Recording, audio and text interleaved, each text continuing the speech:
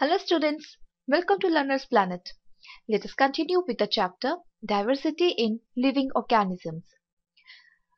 We were discussing about the basic characteristic features of the different phylums of the kingdom Animalia, right?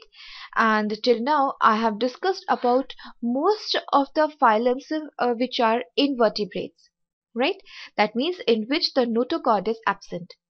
The next phylum in which the notochord is not present is the echinodermata, right? So in today's session I'm going to discuss about this next phylum, that is echinodermata, and then I'm going to compare this echinodermata with the other group, that was mollusca and the arthropoda, right?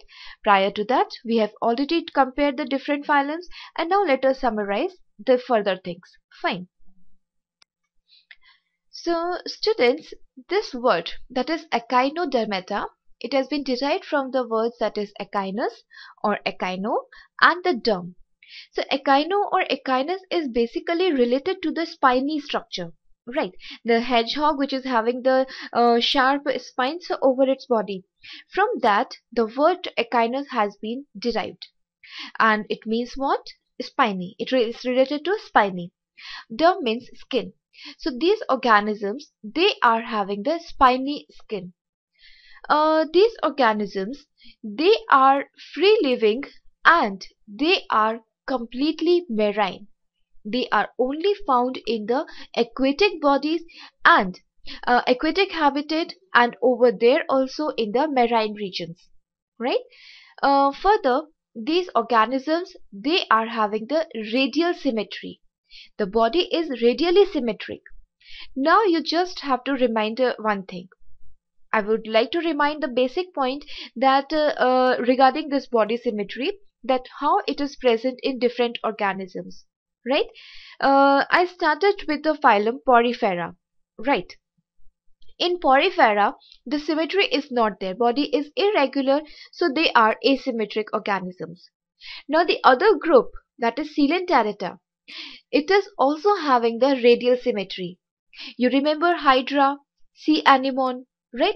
Those examples, they are having radial symmetry. What is this radial symmetry?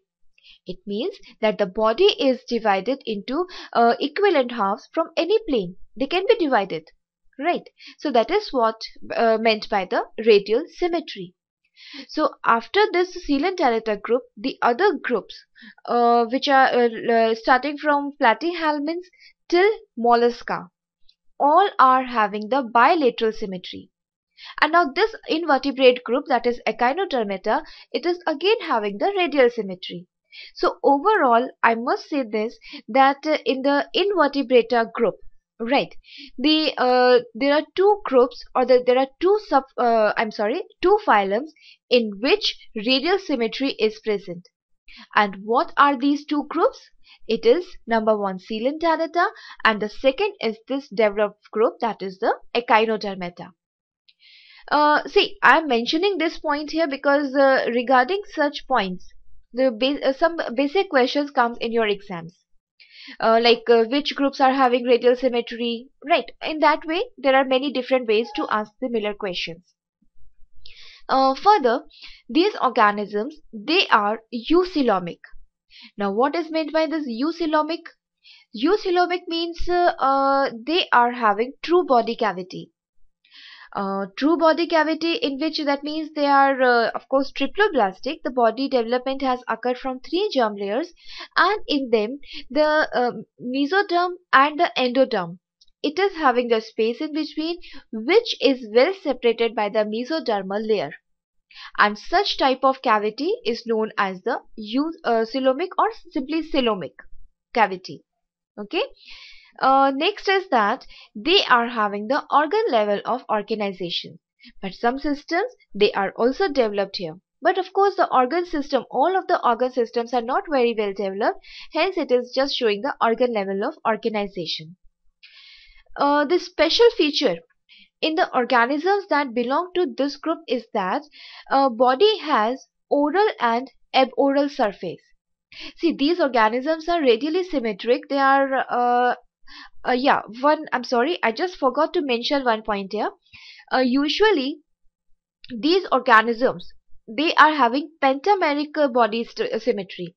Now what is meant by this pentameric? It means that there are five arms present in these organisms. As I said, they are radially symmetric, so they are having five planes from where the body can be divided into equivalent halves. And such a structure in which five divisions are possible, that is known as the pentamerous radial symmetry. Right? Let us come back to this oral and aboral surface. You know what is meant by this oral and aboral surface? Oral is the surface where the mouth is present, right? And aboral is the opposite of that. That means the posterior side where the anus is present.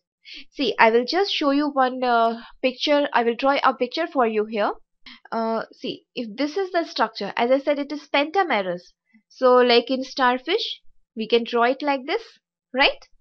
So if you divide it in any plane, it will be it will having five different equivalents, right? In this case, these organisms are having oral and aboral surface. So let us assume that if this site is having the mouth, right? So this particular surface is known as the oral surface, and below this, on the underside, there will be this anus, and that surface is known as the aboral surface. So I hope now you understand that what these two terms means. Further, they are having the exoskeleton, and in this case the exoskeleton is spiny and is made up of hard structures which are known as the ossicles, right? So this is a special feature which is present in this group and is not present in other groups as so far that we have studied. In the case of Podifera, the spicules were present, but they are not as sharp as these are. Okay. Further, in these organisms, the water-driven vascular system is present, and this water-driven vascular system is also known as tube feed system, which is arranged in these arms of these particular organisms. This type of system basically helps in the circulation of different material and is driven by the water. Not only this much, it also helps in the process of respiration and the locomotion. It can help the organisms to change its direction. Okay, so it is a peculiar feature which is present in this group only. It is not present till now in any of the group of organisms. Right. In these organisms, the excretory organs are absent, and this is basically accommodated by the water-driven system itself.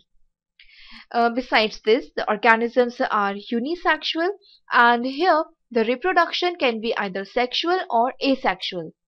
If it is sexual, definitely it will take place by the fusion of male and female gamete, but when it is asexual, then it takes place through the process of regeneration.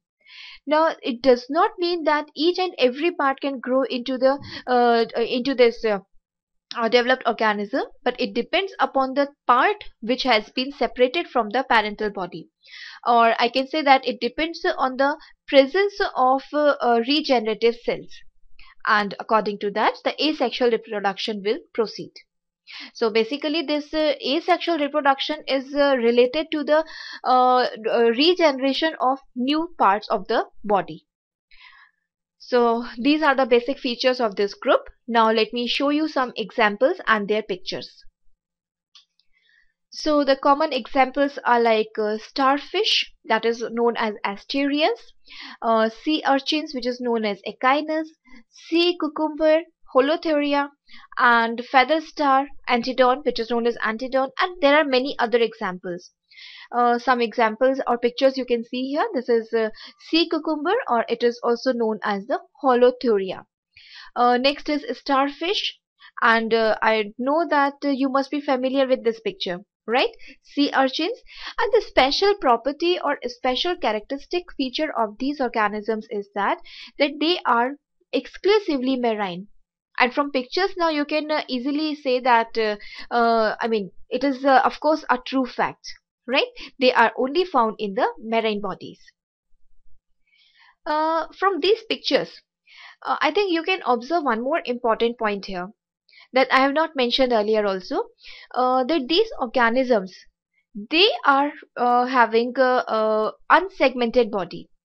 That means the metavaric segmentation is now completely absent in these organisms, which was actually observed in the previous groups like Annelida, Arthropoda, Mollusca. They all were having the different degree of segmentation, which is now completely absent. So this is again a special feature of these particular organisms.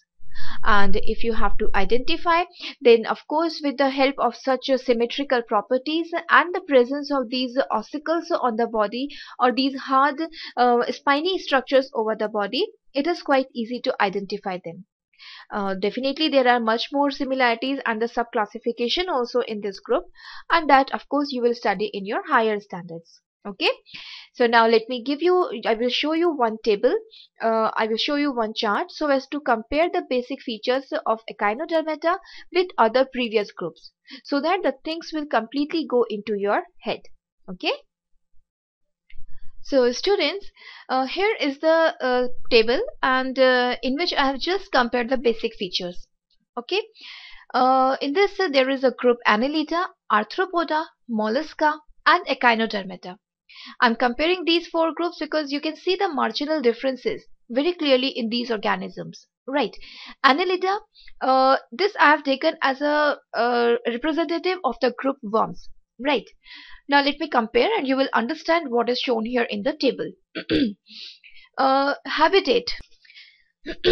So Annelida, these organisms, they are found in different habitats, definitely, and which can be terrestrial or aquatic.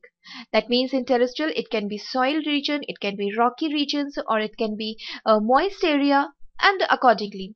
And usually it is found also in the fresh water. Fine. Then is the arthropoda, and these organisms are ubiquitous. That means they are found everywhere. Right, they are widely distributed on earth, or I should say in the aquatic as well as in the terrestrial regions. Then is the mollusca, and these molluscans, they are aquatic, which can be found either in the saline water or in the fresh water. But echinodermata is completely marine. It is only found in the marine bodies. Fine.